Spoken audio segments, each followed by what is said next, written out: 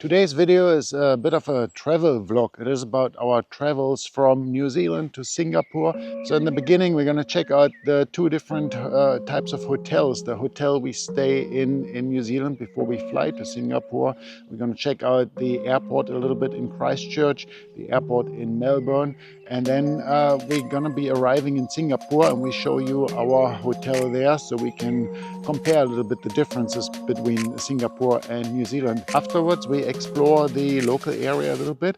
We are staying in a budget area in Singapore in the Geylang district, so it's going to be interesting. And we're going to be trying a traditional Singaporean breakfast, so that is going to be interesting as well. So if you're interested in Singapore, or if you want to travel to Singapore, stay tuned. There are going to be a couple of nice tips and tricks and travel experiences for you guys.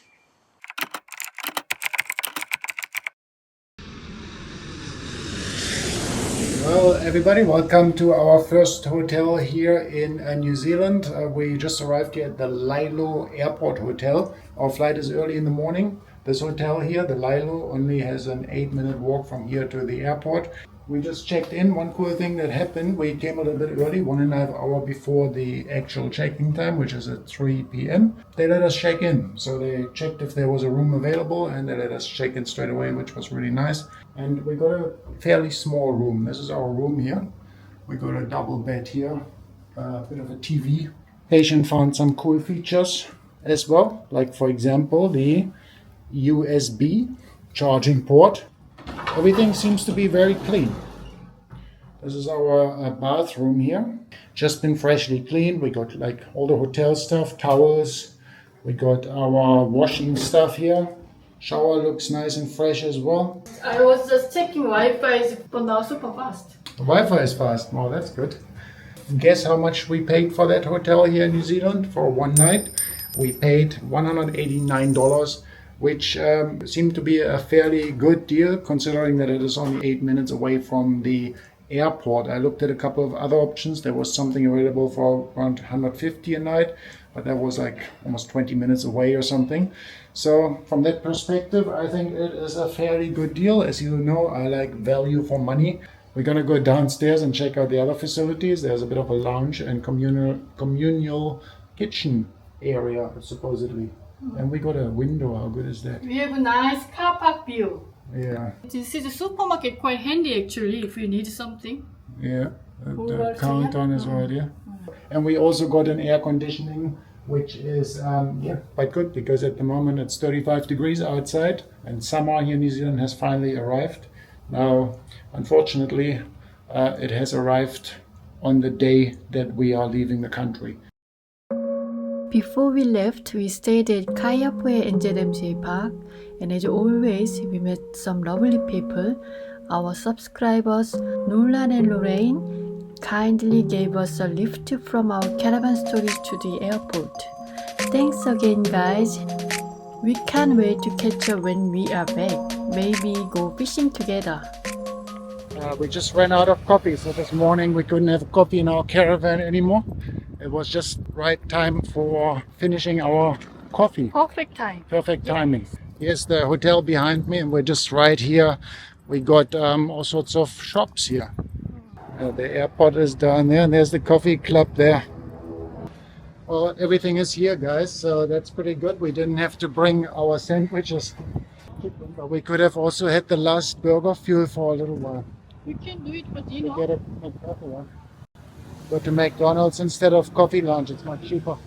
Well, the McDonald's coffees, McCafe lattes are actually quite good and fairly good value. If you buy that at the coffee club or other places, you pay a lot more and you get a lot less good value for money. And I found they taste quite good too.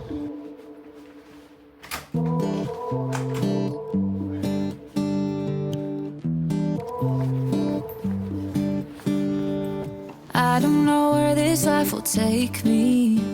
Well, we just checked in at the Christchurch airport and I gotta say it was a very pleasant experience. Probably one of the most pleasant check-in experiences we had. I mean, there was hardly anyone at the queue this morning, so just dropping off the bags was really quick. Going through security was super easy, super fast, and we are sitting in our departure gate here. like after 20 minutes or something. Very, very good. The airport is really nice. It was easy to get here from the airport hotel as well. Much better than Auckland, I find. Much smaller and much nicer experience. And if you compare that to the other airports we're going to be going to, Singapore, for example, which is going to be super busy, and Germany, which is going to be super shitty. But anyway, we are in and we are on our way to Melbourne. I'll show you the water price in Berlin airport. Hydration is important. On 65, driving to the mountaintop. I don't make no stops. Yeah, this town was once all that I knew.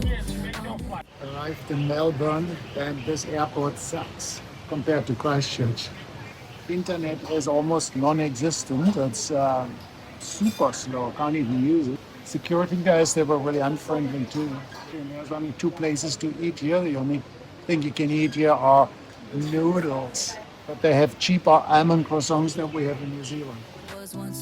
After a quick stopover at Melbourne Airport, we boarded our next flight to Singapore. For this longer journey, we booked extra legroom seats. The plane was pretty full, so it was definitely worth it. Well, we just arrived in Singapore, and I gotta say, it was a really easy check-in. Huh? Waiting for our huge bag. Very, very well organized.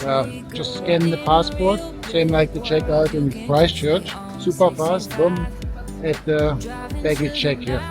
Very impressed. The flight was very pleasant, and we made our way to the MRT station to head to our hotel. It was a fairly easy connection from Changi Airport to the station.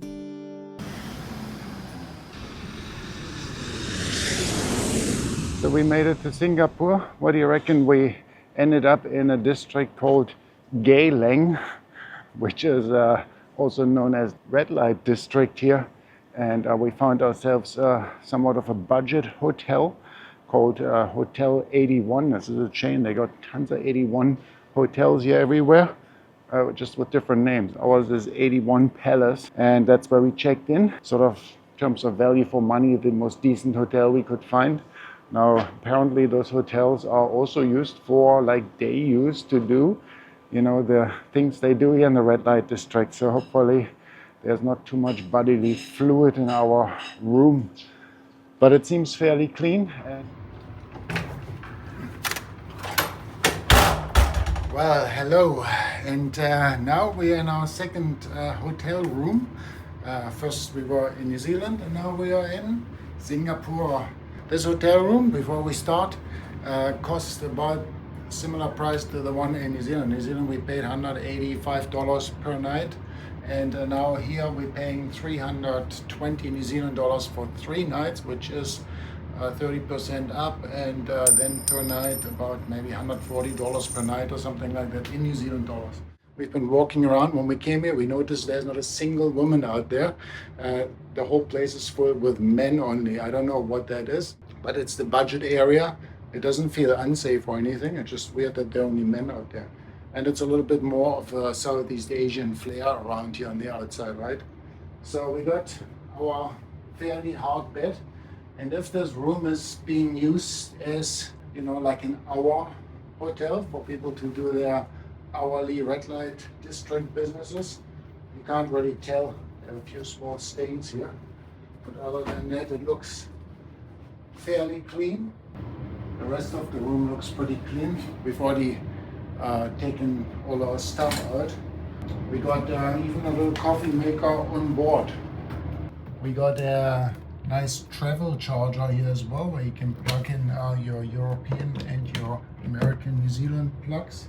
I found it was really hard to sleep because of the sounds of this fan. Just 24 hours. I think it's good to have it because of the airflow. No window, so need to have airflow, but it's so noisy. Then we have window which can't open. This thing operates with a AC that you can't turn off, which is really annoying. It's really loud during the night. We tried to turn it off because it's so noisy, and we were not successful. Like, you can set it to off here, but it doesn't make any difference. It just keeps running. You seem to be able to change the temperature a little bit though. And you can change the fan speed, but it's still very noisy.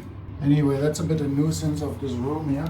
It sounds a bit like you're in the airplane. So we just came from the airplane and the first night sleeping in this hotel room was just like the same noise like you got in the airplane, right? And then the bathroom is typical Asian style bathroom, wet bathroom. When you take shower, you can take wet bath. The shower water comes all over when you take a shower. It used to be like our old shower in the bus, in the bus that we used to have for traveling, where we had the shower and the toilet in the same place, and every time we shower, everything would be wet. Same here. This thing is kind of broken here. So if you turn on the shower a little bit too much, the shower head keeps falling off. Someone kind of needs to put a new screw in there, or screw that back in. We got some soap here, but this is also broken. So a few things are a little bit broken. They say they have a water filter here. It even says premium filter drinking water. Now I don't trust that.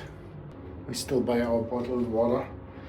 Don't know where this comes from. Might come straight from the dump station and then just gets filtered with a little bit charcoal filter down below here. Yeah. This is our hotel room in Singapore. What do you think compared to the one in New Zealand? I think the one in New Zealand was a little bit nicer.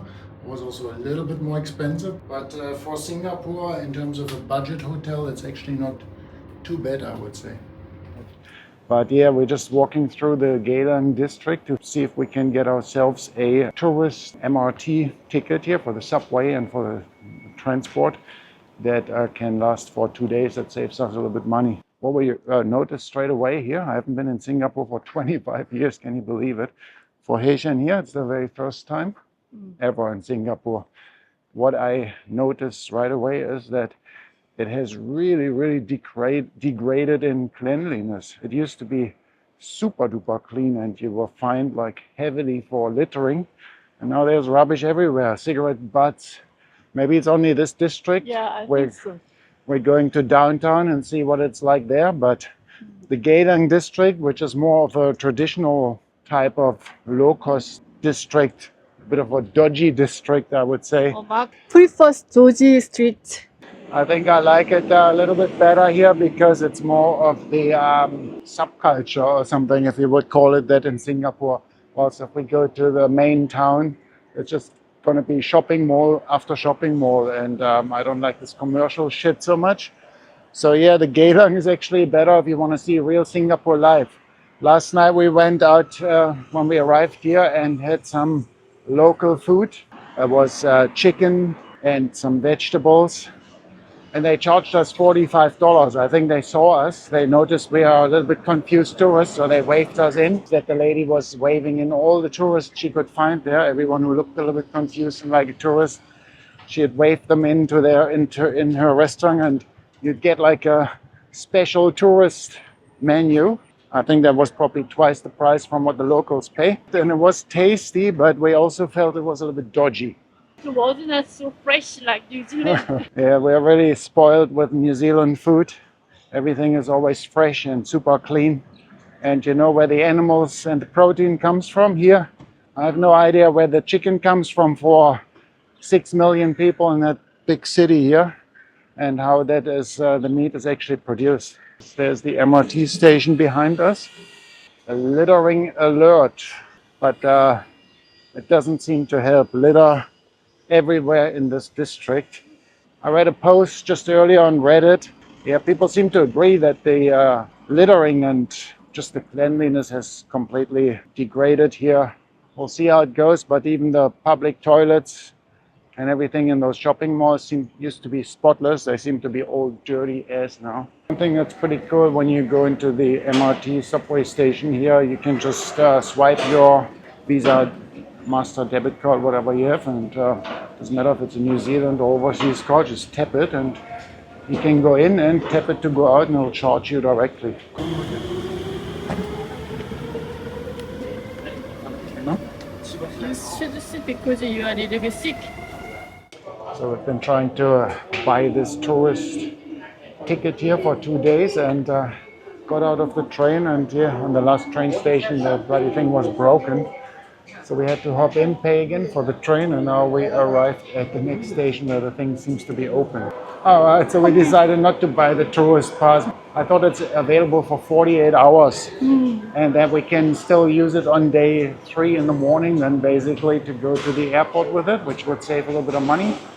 But the thing is, it is only on the days you activate it. So if you activate it today, it's for today, and then for tomorrow, but it finishes at 12 p.m. so you don't get the full 48 hours. That's a bit annoying. And when you tap your credit card here to get into the MRT, it's only about $1.20 or something for each ride in the vicinity and in the CBD sort of thing. If we ride like 10 times per day, we only pay $10 per day instead of $17. So I think it's pretty much the same. Don't really need the bloody tourist pass. It's maybe a ripoff. If someone wants to go everywhere, If you one go day that's work. It's everywhere, very good. if you want to go super far and everywhere, it's good. But I think for us, it's not really useful now after all that information. Anyway, let's go and find some breakfast.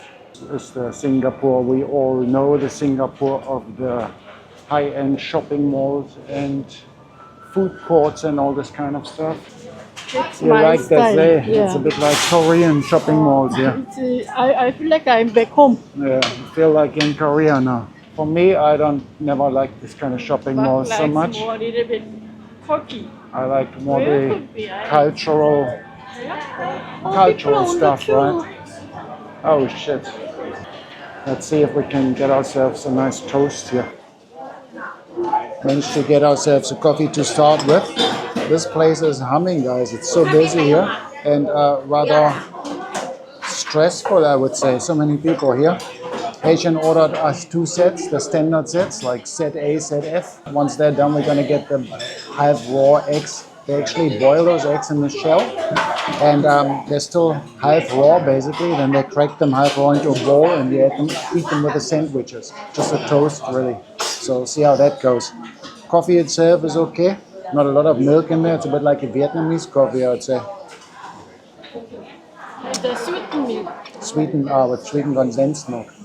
They make a lot of action here to get this coffee. Tasting is actually the coffee what you like. Sweet. Does it taste like the coffee you like? You always tell me what I like. What is about you? I like pure coffee without sugar. One of all places like are that busy here. We just ended up in the most touristic, busiest place of all. It's about 10:30 in the morning, and this place is absolutely bustling. Haitian will demonstrate how you eat that properly, even though she is not from Singapore. Okay, I'm not so sure 100%, but I've seen something. It was some soy sauce. This is the light soy sauce and pepper. And then we have toast here with the butter in it.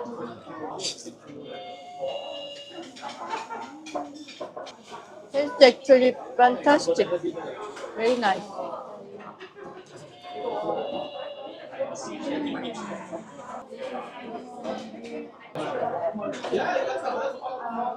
So I ordered a steam bun instead of the toast. So steamed bread, basically. You're gonna dip that into that wobbly egg here.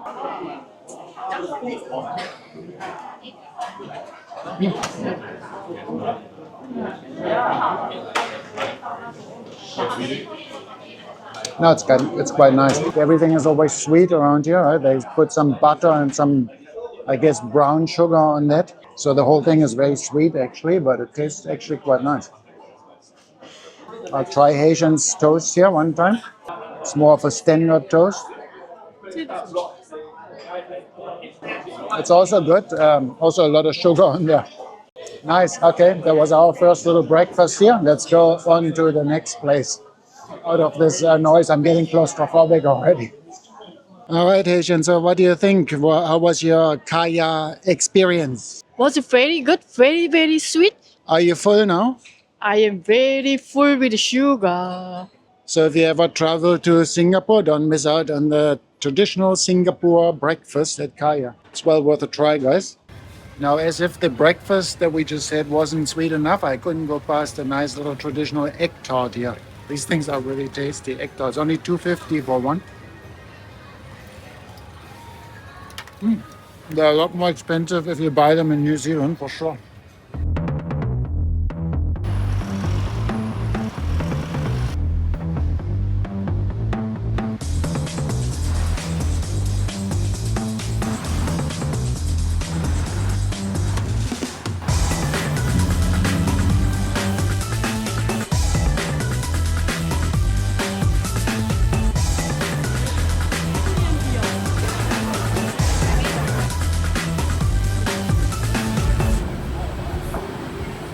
All right, here we go. We're just on our way to Chinatown now to have a look, and we're just walking along the riverfront. And they got lots of seafood restaurants around here. And what I really absolutely don't like is they do that in Korea too. They keep the fish alive in little aquariums, and also these nice big crayfish, you know, those big ones that we got in New Zealand, just tied up there, and in the bright light they all go blind straight away and they suffer in there like hell. And also big mud crabs, and just on display here in the aquariums, and then you can just pick one and eat it. The fish, they look already blind that they have in there, so it is extreme cruel what they do here, and it always makes my heart bleed really to see that. In Korea they do that too. They love doing that, and I don't know. Love it, but they do it. Yeah, I don't know why. I mean, it would be much easier to keep it on ice, isn't it? Just kill it quickly and then keep it on ice rather than having it on display in an aquarium where it's half dead already. Anyway, it's just my opinion. Oh God, there are lots of them here. I wonder if they import them here from New Zealand. I mean, they harvest lobsters commercially a lot and then they export them. And they look like a lot like the New Zealand red rock lobster, like our crayfish. That's what they look like. Do they end up here, the real big bugs? Do they just commercially harvest them and then they put them here in the aquarium to go blind? What happens when they die in there? They can't live in there for so long, I suppose. What do they do with them? So yeah, I don't know. I wouldn't want to eat here to support that. Now that I'm deeply saddened to my bones, to the bottom of my heart, I'm deeply saddened now by the sight of that poor treatment of the seafood. Just bloody kill it, put it on ice, and then serve it from the ice. One thing that I find a little bit, well, annoying, I suppose, about those cities here, it's actually very similar to Seoul as well, but most of the cities here in Asia is that they're beautiful cities, right, with all the skyscrapers and all that, and very different vibe and all the food and stuff. But in those developed countries like Singapore and Korea, you don't have any freedom, right? Like there's so many rules here and so many security cameras and all that, and as soon as you do something wrong, you get a huge fine, right? Even small things, like you're not allowed to do anything basically except walking around and eating food that is prepared for you, and everything else is pretty much illegal. So yeah, the freedom you have to do things is very limited. Get up in the morning, work all day, eat like a champ afterwards, spend your money on that, go to bed, and rinse and repeat. But you can understand that as well in a small country like this with 6 million people living in such small quarters. We really have to put up strict rules. Imagine everyone would do what they want to and go fishing here in the river. That would probably just destroy everything straight away. It's really busy here at the moment. Yeah, because it's getting lunchtime, I guess. It's like the business quarters here or something. Some beautiful architecture around here. Gotta give them that. I'm so exhausted here. Oh my God, it's so hot. It was so exhausting. What happened is we are now here. We tried to find a place where we can have a drink, cold drink, like a beer or something. There's just so many people here, and we couldn't find any place to get out of the people. You almost get claustrophobia here. It's just rushing in all directions and just food courts everywhere. You just have to eat, and at the same time it's like 35 degrees, so we're awfully exhausted. We ended up in a business tower now and found a place where we can sit, where the people are moving a little bit slower and there's some air conditioning. Now we're going to have a little bit of water from our backpack and try to regroup. I'm close to having a panic attack from being surrounded by so many people. Not used to that. Coming from the Kaplan straight to here. Where are you going? Look what I just found here at the 7-Eleven in Singapore. Singapore made soft drink with Manuka honey, New Zealand made Manuka honey. Give that a try. It was about $2.70 or something, Singapore dollars. Yeah, let's give that a try. You can't buy that in New Zealand, but in Singapore.